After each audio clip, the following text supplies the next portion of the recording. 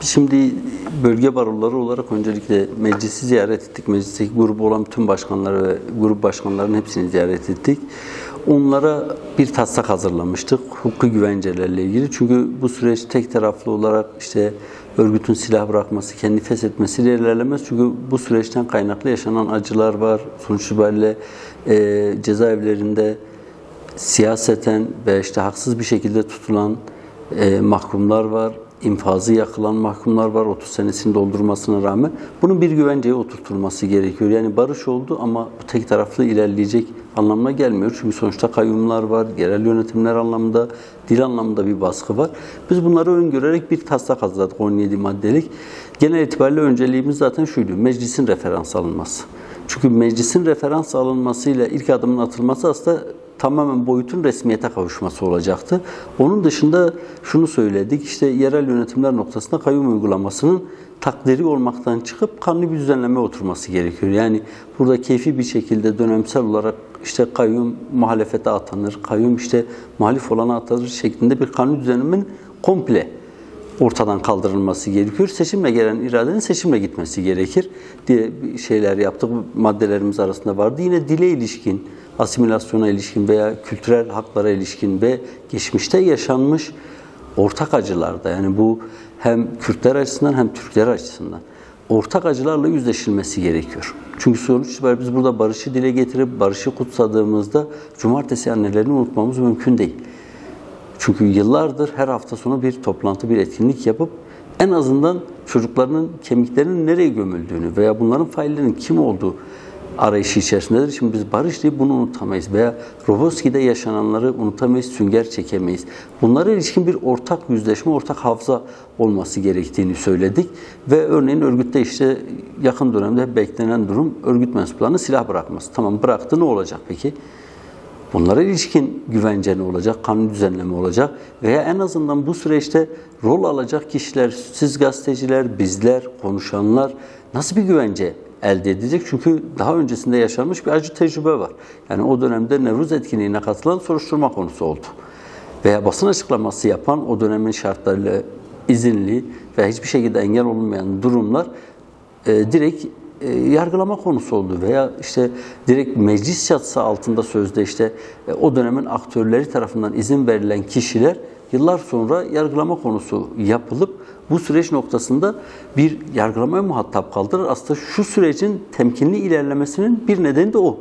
İnsanlar korkuyor bir şey söylemeye, bir şeyi dinlendirmeye, buna ilişkin bir basın açıklaması yapmaya çekiniyorlar. Çünkü 5 sene sonra, 10 sene sonra önlerine çıkabileceği ihtimali onları eski tecrübelerden kaynaklı temkinli bir hale sokuyor. O yüzden bunların kanuni bir düzenlemeyle garanti altına alınması gerekiyor. Yani örgütten gelenlerin durumu, içerideki hasta tutuklu ve hükümlüler var. Adli tıp suça göre veya şahsa göre veya faile göre bir tavır alıyor. Yani bizim gözle gördüğümüz hastayı adli tıp belgeye dökmeye yapamıyor, çekiniyor veya bundan dolayı suç tasnifinden kaynaklı bir ayrımcılık yapıyor. Bunun bir takdir hakkının olmaması gerekiyor. Yani şahıs hasta mahkum, hasta tutuklu, hasta hükümlü ise buna ilişkin salt adli tıpın bir karar verme mekanizması içerisinde olmamalı suç türüne göre.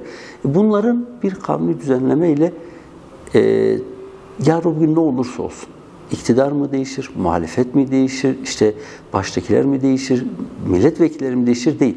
Kanuni bir güvenceye oturtulması gerekiyor diye 17 başlık altında bütün içinde tabii detaylı tartışılabilecek bütün konuları tek tek ele alıp sunumumuzu yaptık. Hatta kendilerine dosya şeklinde de verdik.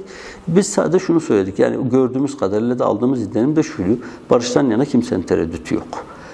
Barışın olmasından yana da kimsenin tereddütü yok. Lakin şöyle bir durum var: usul ve yöntem noktasında bir eleştiri var. Bizler de usul ve yöntem noktasında biz de bazı soru işaretlerini gideremedik.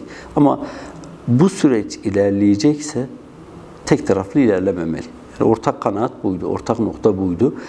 Karşılıklı adımlar atılmalı. Yani bir taraftan biz barış diyoruz, bir taraftan güvence diyoruz ama günün sonunda yine gazeteciler gözaltına alınacak. Günün sonunda yine yerel yönetimlerde belediye başkanları ve meclis üyeleri gözaltına alınacak, siyasetçiler gözaltına alınacak veya içerideki hasta mahpuslar çıkmayacak veya İdari Gözlem Kurulu kararıyla 30 yılını aşmış işler hala ertelemeye tabi tutulacak. Bu böyle ilerlemez. Zaten dönemin bu baskın durumları aslında bu sonuçları yarattı. Şimdi siz bu sonuçları yaratan etkenleri, yani sebepleri ortadan kaldırmadıkça ve bunları hukuki bir zemine oturtmadıkça siz bu sürecin bir barış süreci adı altında gitmesini bekleyemezsiniz. Biz bunları dile getirdik kısaca.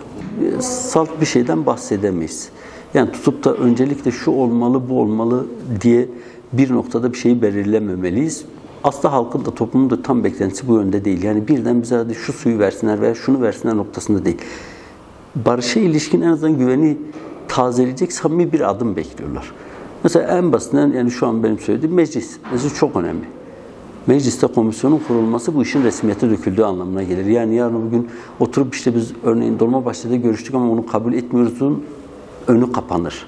Mecliste resmiyet kazanır ve bütün meclis, bütün partilerden temsilcilerin olması bütün Türkiye kamuoyuna bu sürecin aşılanması için çok önemli bir adımdır. Yani öncelikle bu olmalı. İkincisi tabii hasta tutuklar ve hükümler noktasında net bir karar çıkartılıp, yani en azından insani ve ahlaki bir durumdan bahsediyoruz burada. Suç ve suçlu türü de ayırt etmeksizin, yani bu hasta tutuklular noktasında net bir yasal düzenlemenin yapılması gerekir. Zaten geri kalanları da söylemiştim.